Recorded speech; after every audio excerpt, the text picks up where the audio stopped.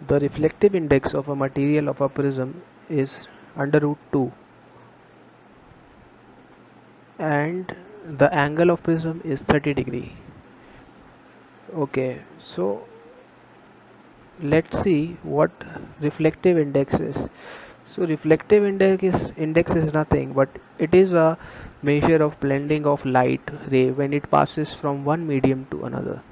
It can be also defined as a ratio of velocity of a light ray in an empty space of a velocity of light substance. We can also say reflective index is equal to C upon V. This is the reflective index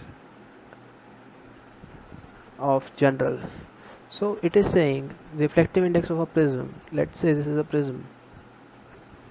It will be in a 3D shape.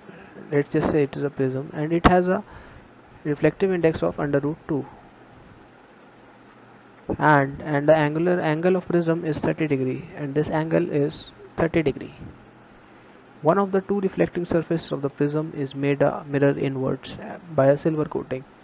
A beam of monochromatic light entering in a prism from another face will retrace its path. After reflection from the silver surface, if the angle incidence of prism is, so it is asking us that if a beam of light is reflecting from a surface of a prism at the angle of 30 degree, so at what angle it will be reflected through the prism after reflection through a silver surface. So if the prism will be in a normal without coated, it will be not in silver, then the light will reflect to a different angle, but it is covered with the silver, so the light will reflect straight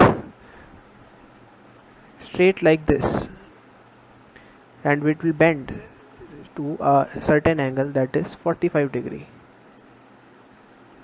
This light will be reflected from a 45 degree angle.